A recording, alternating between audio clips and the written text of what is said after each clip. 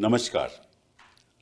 इस दिल से के एपिसोड में हम चर्चा करेंगे बिहार की। सभी को मालूम है कि हाल ही में बिहार में चुनाव हुए, असेंबली के चुनाव हुए और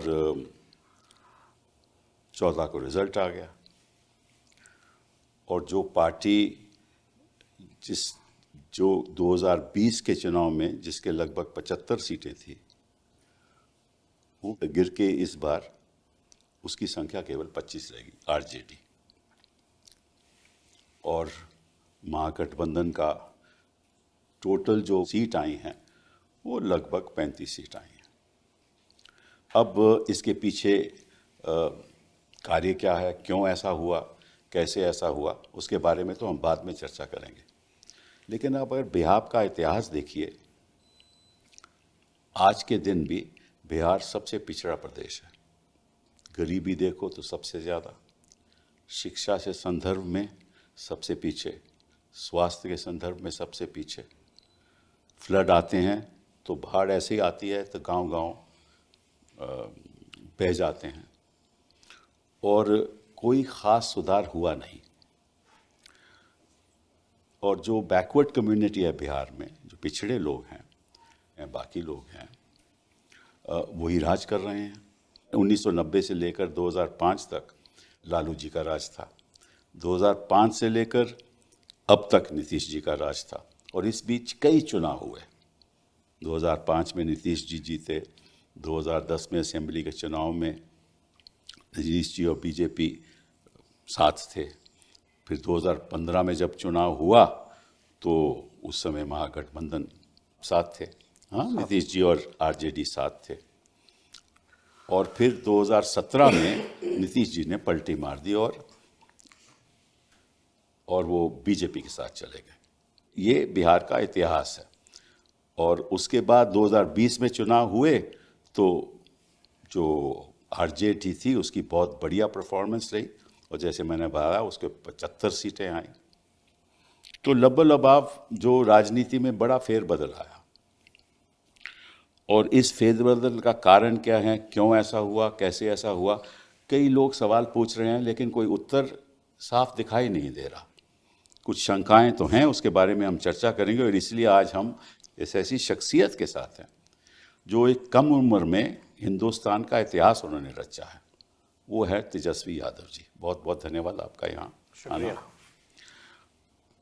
हमें मालूम है कि आप वैसे तो क्रिकेटर थे, शुरुआत अपने क्रिकेट से की और आप दिल्ली डेयर डेविल्स में भी टीम में शामिल भी थे। लेकिन वो आपका 2000 मेरे ख्याल 12 में आप 11-12 तक आप रहे, तो आपने फिर छोड़ दिया। उसने 2013 में आपने तय किया कि मैं राजनीति में आऊँगा। और 2015 में जब आप चुनाव लड़े तो आप मतलब कि तब डिप्टी चीफ मिनिस्टर बने बिहार के। 26 साल का था। 26 साल के थे। मेरे ख्याल हिंदुस्तान के इतिहास में ऐसा कभी हुआ नहीं जी। और फिर दोबारा आप डिप्टी मिनिस्टर बने 2022 में। 22। इस बीच में 2017 में नीतीश जी उस तरफ चले गए। उस समय लीडर ऑपोजिशन और लीडर ऑफ ऑपोजिशन थे, वो भी सबसे दोनों एक्सपीरियंस रहा, सत्ता पक्ष का भी विपक्ष का और तभी भी सबसे युवा आप लीडर ऑफ ऑपोजिशन रहे हिंदुस्तान के इतिहास में। तो बिहार में समझ लीजिए कि एक नई शख्सियत की लहर आई थी, मैं समझता हूँ। और बिहार का फ्यूचर आपके हाथ में है। मैं समझता हूँ हार जीत तो होती रहती है, लेकिन बिहार का फ्यूचर आपके हाथ में है। और अगले 5 साल बताएंगे कि क्या होने वाला है, क्या नहीं होने वाला। लेकिन आज जो हम चर्चा करेंगे वो आपसे इस बात की चर्चा करेंगे कि 2020 में तो आपकी 75 सीटें आईं, तो ये कम होकर 25 कैसे हो गई? इसके कारण क्या है आपके हिसाब से? मेरे भी कुछ इसमें ख्याल है, मैं बाद में करूँगा। देखिए, ये बात तो कोई भी डाइजेस्ट नहीं कर रहा। खास तौर पे बिहार की भी जनता से भी बात की जाए आज भी, तो उनको भी ये पच नहीं रहा बात। और मैं तो ये दावे के साथ भी कह रहा हूँ, जो बीजेपी के या जदयू के सत्ता पक्ष के जो विधायक भी चुनाव जीते हैं वो भी विश्वास नहीं करना। अच्छा, देखिए, आपने जैसे पहले बिहार के बारे में जिक्र किया, बिहार सबसे गरीब राज्य है। बिहार में कोई उद्योग कारखाना नहीं है। सबसे ज़्यादा बेरोजगारी है और सबसे ज़्यादा पलायन है। और ख़ास तौर पर अगर बात की जाए शिक्षा स्वास्थ्य के बारे में तो सबसे फिसड्डी राज्यों में से है। लेकिन बिहार की एक खूबी भी है कि बिहार देश का सबसे युवा प्रदेश भी है। तो तकरीबन 60% जो है युवा हैं। जो असल बिहार का जो मुद्दा पूरे चुनाव में था या कोई भी सर्वेज वगैरह भी दिखाई बेरोजगारी का था, तो बेरोजगारी। बेरोजगारी का था। और पेपर लीक हो, बेरोजगारी हो, करप्शन हो, क्वालिटी ऑफ एजुकेशन की बात हो, शिक्षा की बात हो, पलायन की बात हो। बिहार में 3 कारणों से लोग बाहर जाते हैं: पढ़ाई, दवाई और कमाई। जी हाँ। ये 3 कारण हैं, मुख्य कारण हैं। लेकिन 20 साल नीतीश कुमार जी ने रूल किया और 11-12 साल नरेंद्र मोदी जी प्रधानमंत्री, डबल इंजन की सरकार, जी हाँ, एक शुगर मिल चालू नहीं करा पाए। ठीक बात है। और कभी भी इन लोगों के ज़ुबान से बेरोजगारी, रोजगार या सकारात्मक बात, पॉजिटिव बातें बिहार के बारे में कभी भी इन्होंने नहीं कहा। अभी भी प्रधानमंत्री आए तो कट्टे और किसकी किसकी बातें उन्होंने की। लेकिन 2020 में सबसे पहले हमने ये घोषणा की थी कि अगर हम मुख्यमंत्री बनते हैं तो पहले कैबिनेट मीटिंग में पहला कलम अगर मेरा चलेगा तो 10 लाख नौजवानों को सरकारी नौकरी देंगे। लोगों ने बढ़ चढ़ करके जो है हम लोगों को सपोर्ट किया और केवल डिफरेंस जो था 20 में वो 12,000 वोटों का था, हमारे अलायंस में और उनके अलायंस में। और सीटों की तुलना कीजिए तो 12-14 सीटों का फर्क, जी हाँ, 12,000 जी हाँ, जी हाँ। बड़ा। तो बिलो 1000 वोट्स जो है हम कई सीटें जो हैं हारे हैं। और लेकिन जब हम 22 में दोबारा बने, आपका परसेंटेज 23% था उस समय भी। उस समय भी वोट हाईएस्ट परसेंट। सबसे ज़्यादा हाईएस्ट 23% हम ही लोगों था का उस था। समय भी, हाईएस्ट था।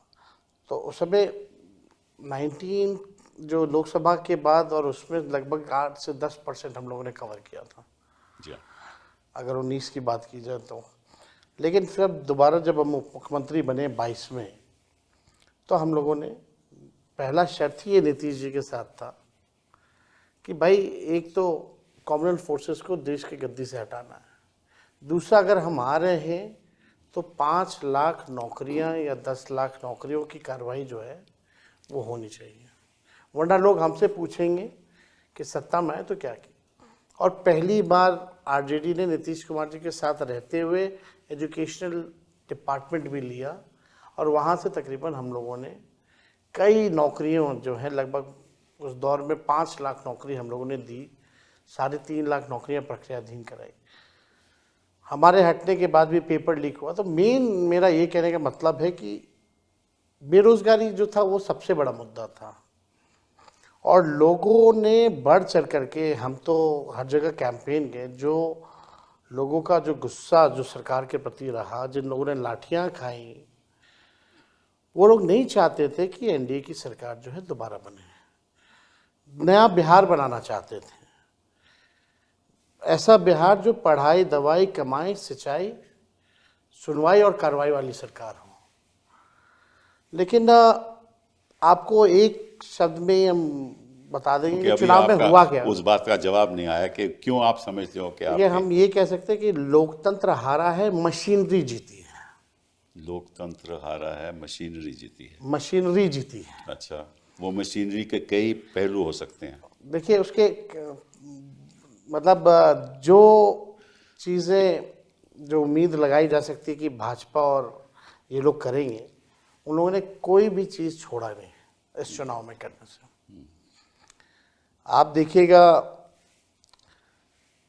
जो भी योजनाएं, हमारा जो विजन था, सबसे पहली बार चुनाव में से पहले हमने अपना विजन रखा था कि पेंशन हम बढ़ाएंगे, माई बहन मान योजना भी लाएंगे। ये सारी चीज़ों को देखिएगा तो सरकार ने उसको इम्प्लीमेंट किया। और ये 20 साल से इनको याद नहीं आ रहा था कि 400 से भी पेंशन बढ़ाना है। जब हमने कहा तब इन लोगों ने जो है वो इम्प्लीमेंट जो है किया। लेकिन चुनाव के कोड ऑफ कंडक्ट के 10 दिन पहले 10-10 हज़ार रुपये बांटे गए। यानी वैसे अलग अलग योजनाओं के तहत लगभग 40,000 करोड़ रुपए जो है पूरे बिहार में लोगों के सीधे जो है बांटे गए। आप ये कह सकते हैं कि रिश्वत दी गई है पूरे चुनाव में।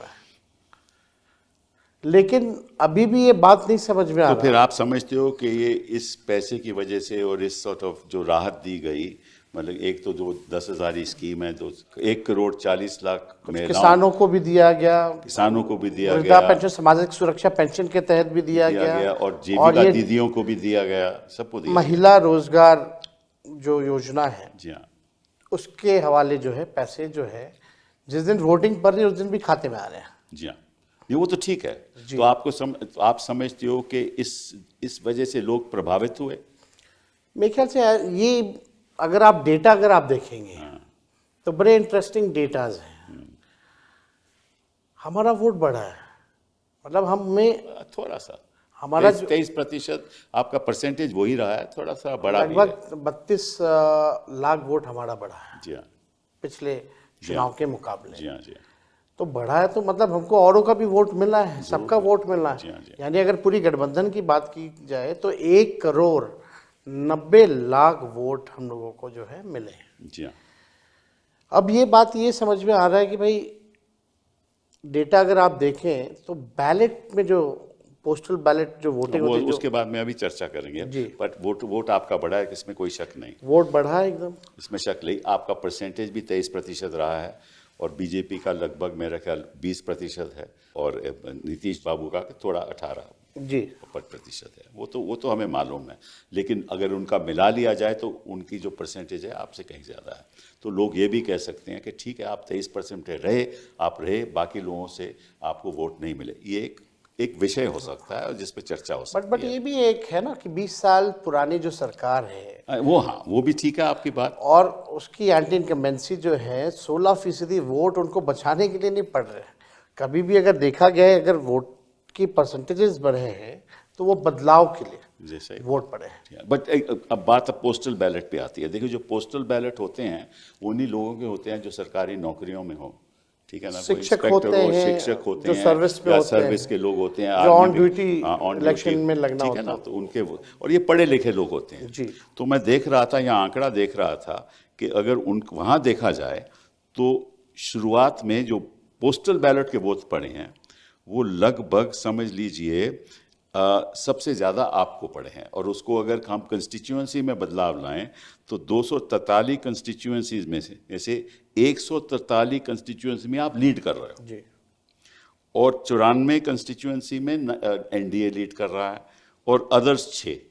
मतलब कि जो पढ़े लिखे लोग हैं वो बदलाव चाहते थे, ठीक है, और जो गरीब लोग हैं जो आपके साथ थे, ये नतीजा ये बतलाता है कि वो बदलाव नहीं चाहते थे। तो ये तो एक अद्भुत सी बात नहीं, है। मेरे ख्याल से बदलाव सब चाहते थे। अगर आप देखें तो ईवीएम बदलाव नहीं चाहता था, बैलेट बदलाव चाहता था। तो आप समझते हो कि ईवीएम में कोई गड़बड़ी है? देखिए, कोई वैसे साइंटिफिक प्रूफ नहीं है, लेकिन I can sense, I can smell कि अदृश्य शक्तियां जो हैं उन्होंने अपना काम किया। अच्छा, ठीक है, अभी सामने एग्जैक्टली नहीं आ पा रहे कि क्या हुआ है, लेकिन आने वाले समय में ज़रूर पर्दाफाश होगा। आप देखिएगा, जो इलेक्शन कमीशन पूरी बेईमानी के मोड में थी। इलेक्शन कमिश्नर जो है उन पर कोई कार्रवाई नहीं हो सकती। ये अमेंडमेंट भी आया बिल में। क्यों चेंज किया गया? यानी आप कुछ गड़बड़ करने वाले हो। आप देखिएगा सीसीटीवी जो रिकॉर्डिंग तो थी 45 दिन का कर दिया गया। क्या कारण था इसका? इलेक्शन कमीशन ने जो अनाउंस की जो डेट, ठीक योजना के पैसे मिलने के 3 घंटे बाद जो है वो कोड ऑफ कंडक्ट लगाया गया। जितने भी हमारी शंकाएं थी, कन्फ्यूजन जो था, कभी भी इलेक्शन कमिश्नर ने इसको क्लियर नहीं किया। हमारी जितनी शिकायतें थी उसको नहीं सुना गया। तो उसमें इलेक्शन कमीशन ने डिस्क्रिमिनेट नहीं किया। उत्तर प्रदेश से भी शिकायतें आए, उन्होंने नज़रअंदाज कर दिया। हरियाणा से आए तो हर नज़रअंदाज, जगह। महाराष्ट्र से आए तो नज़र, तो वो तो बड़ा इक्वालिटी में है, वो मतलब कि वो सामान्य तरीके से आप ये कह सकते हैं बिहार चुनाव में लेवल प्लेइंग फील्ड नहीं था, कौन से चुनाव में लेवल प्लेइंग फील्ड थी? किसी में नहीं होता। तो ये जो हालत जो बन रहे हैं, तो चुनाव का कोई मतलब नहीं रह गया, सब कुछ फिक्स्ड है। चलिए, आपको मैं एक आंकड़ा जो मेरे पास है वो आपको बताता हूँ, आपकी राय भी चाहता हूँ मैं, कि अगर जब असेंबली का इलेक्शन होता है, उससे पहले पार्लियामेंट होता है, फिर असेंबली का इलेक्शन हुआ, तो उसमें जो वोटों का अंतर होता है, हाँ, वो लगभग 3 से 6% तक बढ़ता है जी। और ये मैं आपको उदाहरण दे रहा हूँ, जैसे कि हरियाणा में हुआ 24 में पार्लियामेंट का इलेक्शन हुआ और फिर असेंबली का जब इलेक्शन हुआ तो जो वेट परसेंटेज जो बढ़ा वो केवल 6.2%, और झारखंड में भी वोट बढ़ा 3.5%, और महाराष्ट्र में बढ़ा 12.2%, और बिहार में बढ़ा 15.6%। मतलब कि 6 महीने के अंदर 15.6% की बढ़ोतरी हुई पॉपुलेशन में। ये कैसे हो सकता है? ये इसका मतलब ये हुआ कि किसी तरीके से वोटों की संख्या बढ़ाई गई। आपको हम ये बताना चाहेंगे, पहले वोट पड़ते थे बैलेट से भी, तो शाम तक बता देते थे इलेक्शन कमीशन कि इतने परसेंटेज वोटिंग पड़ी है, इतने महिलाओं ने दिए, इतने पुरुषों ने दिए। इस बार तो महिला पुरुष का बताया ही नहीं, और उस दिन नहीं 2 दिन तक तो इन लोगों ने वोटिंग ही परसेंटेज नहीं बताया कि कितने वोट पड़े हैं एक्चुअली में।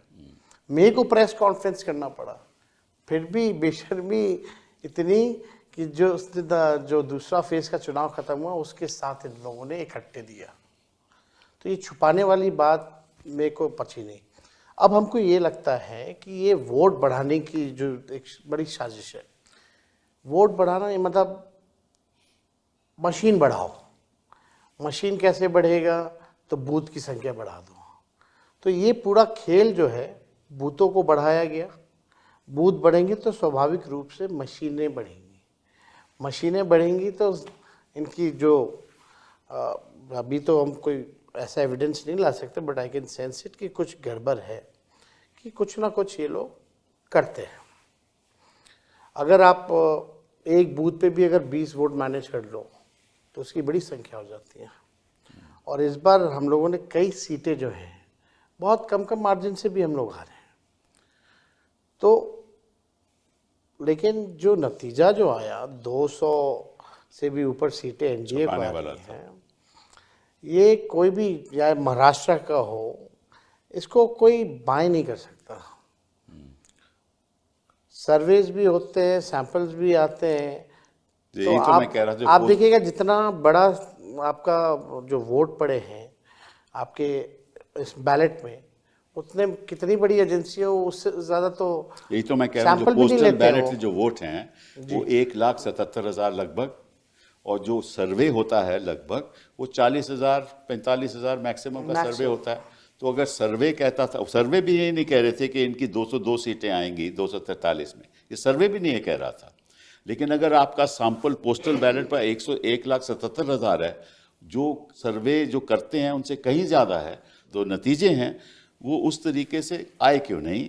और इस पे बारे में जो हम चर्चा कर रहे हैं, आपको बड़ी शंकाएं हैं कि किसी तरीके से ये मैनेज हुआ है। मतलब आप अगर बिहार देखें तो एक बड़ा प्रदेश है, सीमांचल का इलाका है, मगध का इलाका है, चंपारण का इलाका है, पूर्वांचल इलाका है, कोसी का इलाका है, तो वहाँ तो हर जगह एक ही पैटर्न से सीमांचल तो ओवैसी साहब ने आपको बोला, तो देखिए वो वहाँ भी अभी काफ़ी चीज़ें जो हैं, डेटा आएगा उस हिसाब से हम लोग बात करेंगे। लेकिन वो भी पोजीशन वहाँ बहुत बढ़िया था हम लोगों का, जो ग्राउंड जो रियलिटी थी, बहुत सब लोग एक पक्ष में जो है। पिछली बार तो आप लोगों को बहुत सीटें आई थी उस तरफ से, वहाँ से नहीं, वहाँ से भी हमेशा आता रहा। खैर जो भी बातें हैं, सीट तो हम कह सकते हैं कि ये पूरा चुनाव जो है बड़ी बेईमानी हुई है, और जैसे हमने पहले भी कहा कि मशीनरी की जीत हुई है। तो मशीनरी, बिहार में जब चुनाव तो इकलौता राज्य होता है। मैं आपको एक उदाहरण देना चाहता हूँ, जो मैंने खुद एक प्रेस कॉन्फ्रेंस की थी और शायद आपने देखी भी हो कि हरियाणा से कुछ स्पेशल ट्रेन चली थी। स्पेशल। तो जो सवाल उठाए गए कि भाई आप स्पेशल ट्रेन क्यों चला रहे हो, क्योंकि सीधे वो बिहार जा रही थी, हरियाणा से बिहार जा रही थी। तो चुनाव आयोग ने ये बताया और रेलवे मिनिस्ट्री ने बताया, और जब हमने सवाल उठाया कि भाई ये ऐसा है कि ये सडन अनशेड्यूल्ड जब रश हो जाता है तो फिर हम अनशेड्यूल्ड ट्रेन चलाते हैं ताकि लोगों को तकलीफ ना हो। तो जो चुनाव जो था, आपको मालूम है कि 6 तारीख का चुनाव था और छठ पूजा 28 को ख़त्म हो गई थी, अक्टूबर को, ठीक है ना। और इन्होंने कहा कि छठ की वजह से, फिर हमने सवाल उठाया कि भाई छठ तो 28 को ख़त्म हो गई, लेकिन ट्रेन तो 3 तारीख को चली, 3 नवंबर को चली। Exactly. और उसमें जो वीडियो दिखाया गया उसमें लोगों ने ये कहा कि सैनी साहब ने हमें हरियाणा से भेजा है बीजेपी को वोट करने के लिए, और वो वीडियो हैं, चुनाव आयोग के पास वो वीडियो हैं, हमने उसको पब्लिकली डिस्प्ले किया।